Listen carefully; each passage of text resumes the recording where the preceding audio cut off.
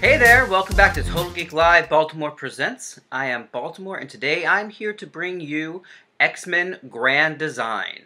This is a new comic series by Ed Piskor, and I'm going to be reviewing each issue as it comes out. So this is about the first issue of X-Men Grand Design, and I am already in love with this series. I think it's really fun and interesting, and I think it's a really great way to sort of tell the X-Men stories in kind of a whole format. So Ed Piskor is a Pittsburgh-based comics artist. He is influenced by the 60s and 70s underground comics scene. So he's a major influence by Roger Crumb and people who are responsible for American Splendor. So the underground comic scene is something that's very important to him and something that's really influenced his life.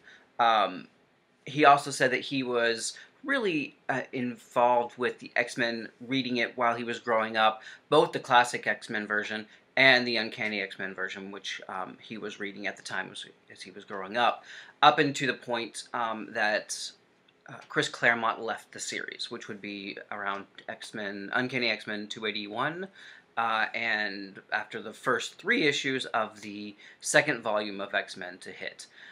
So basically, he has decided to tell the X-Men stories from X-Men number 1 to X-Men 280. So basically, that 30-year story, he's condensed into 6 issues that he's going to be illustrating throughout. And it's really, really fascinating to take 30 years of continuity and kind of make sense of it all, because you have, different creators coming in and leaving their mark and trying to tell their story. So he's coming in and kind of doing a grand narrative of the X-Men history, which is really, really cool. So most of his comics are basically underground and creator-owned. So he's coming at this from that perspective, which I think is really interesting, and I think it's really fun, because it gives a Marvel series a different flair and tone and I guess illustration than we are normally used to, which I think is exciting to get that. So I think one of his first series that he worked on was about the Beats generation, which was Jack Kerouac, Allen Ginsberg, William Burroughs, and a lot of his series have a biographical bent to them, which is really neat to kind of get that kind of understanding of where they came from, why they were creating the work that they did, and how it fits into present day, which is kind of a really cool narrative technique. He also is really, a lot of people know him from the Hip Hop Family Tree series, which is also his own work, taking, the 30-plus years of hip-hop history and kind of condensing it and making it make sense, also as an illustration point of view, which is really, really fun and kind of fascinating to kind of see that in its entirety, because I think it allows for us to kind of understand a little bit more what goes on in a way that's digestible by the public, which is kind of really, really fun and interesting. Even if you're not a fan of the Beat generation, or if you're not a fan of hip-hop, you can appreciate it and see it and understand it and maybe come away with an appreciation for it that you may not have had before.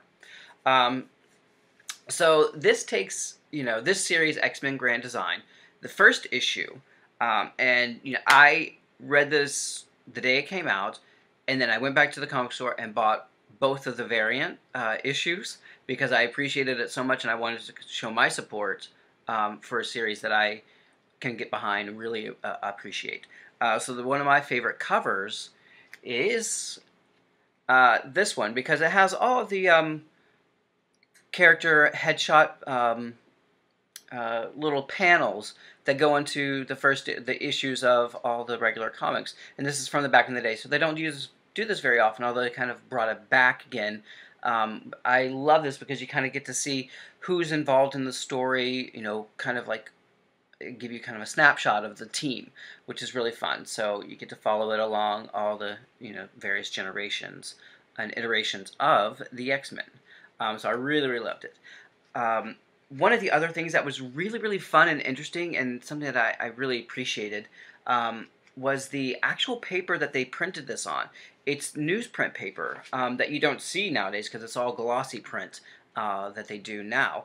But it is all newsprint, so it has that feel and texture and nostalgia, for lack of a better word, of what you used to read, what you used to get to see them. And his art technique and his style, it is different from mainstream comics, and I think it really fits in well with the story that he's telling in the X-Men Grand Design story. So it's really, really fun. I loved the art. I loved the way he brings the elements together, and something that, when I first read the book, I was like, well, what? X-Men Grand Design is supposed to tell the story from X-Men 1 until, X-Men 280-ish. This first issue tells the backstory of all the characters before X-Men 1. So it's kind of like a little bit of how did they get to X-Men 1, which is really cool because when you read X-Men 1, the very first issue, it just shows them showing up, all of the original 5 X-Men, which you can see by my shirt. You never forget your first class. So it starts off with Cyclops, with Iceman, with Beast and Angel, and then Marvel Girl as Charles Xavier's first class as they go off to fight Magneto. But this issue, this Grand Design first issue, talks about how they got to that point. And then later on in the actual X-Men series, they do flashbacks. They do kind of fill in the backstory of all the main original 5 characters. But to have it prepared, presented, and kind of conceptualized in this first issue, I think is genius because it gives you a better entry point than just saying, we're going to start from X-Men 1 and continue on, because there was life before that. And it gave really good understanding of how mutants are perceived in the universe, in the Marvel universe, and why they're so feared and hated. So it actually starts back in when Namor flooded New York City, which is way back before the Second World War. So Namor, as King of Atlantis, is the so-called first mutant, and he flooded New York City, and he gave rise to the mutant menace, basically, and gave the people of America the first taste of the destruction that mutants can bring forth. And interestingly enough, they have Brian Xavier and Sharon Xavier, who are Charles's parents, come up with a device, a reason, a way to stop the flooding, to save New York. And basically Howard Stark, who is Iron Man, Tony Stark's father, pays them off, gives them money, buys their, device, and gives them enough money so they can, buy the estate in Westchester, where they will eventually have Charles, as she's pregnant, and they will be able to, bring forth, as he grows up, he will be able to bring forth the X-Men to his Westchester estate. So that was really cool to kind of make a connection there and to kind of give a reasoning why mutants are so feared and hated. Because when you originally look at the X-Men in as it was created by Stan Lee and Jack Kirby, you didn't really have the understanding as to why the X-Men would be so feared and hated as opposed to the Fantastic Four or Spider-Man or any of the other heroes that were operating. And it was because it was an accident of birth. It was something that who knew who could be a mutant, and that kind of discrimination, that kind of bigotry, and that kind of isolation didn't really have a big narrative impact until later on.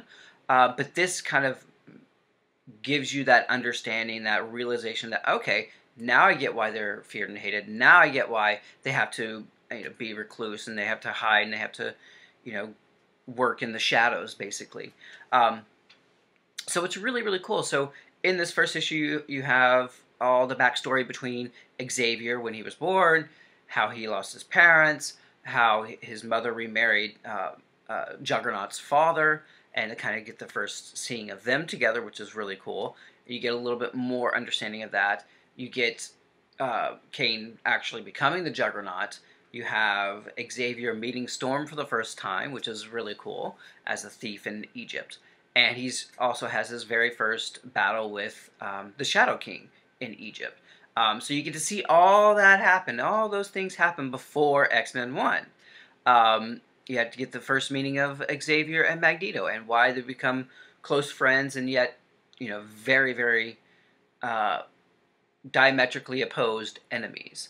And that's really cool. So you get to see Wanda and Pietro, Quicksilver and Scarlet, which in their kind of dynamic and growing up, and Magneto and how he lost his wife and child and children, and how that shapes him, which is really fascinating. You also have them showing up in Israel, where Charles psychically helps a patient who he ends up having a romantic relationship with, who ends up being the mother of his son, Legion, who is also known as David Haller.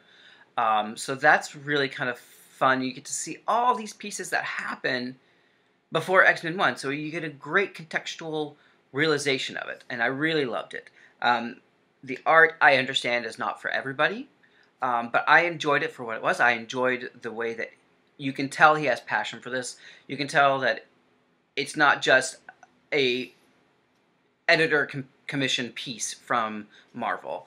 He actually suggested this idea out to Marvel over Twitter, and said, "Hey, I'd love to do something, something, something." And they came back to him and they worked out the details. And what came of it is this book, X-Men Grand Design. So he is taking all 30 years and condensing it into making it one narrative story. So I'm really excited to see the next 5 issues. And I will come back to you again with my thoughts about it and how they can progress.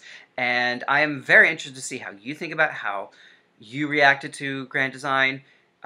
What were your favorite parts of this one? What really resonated with you? What did you feel did not work? Or what were the connections you're like, oh, I never realized that this and this kind of had a simultaneous happening. But that's it for me today. Make sure you like, share, and subscribe. And as always, it's all geek to us. See you soon.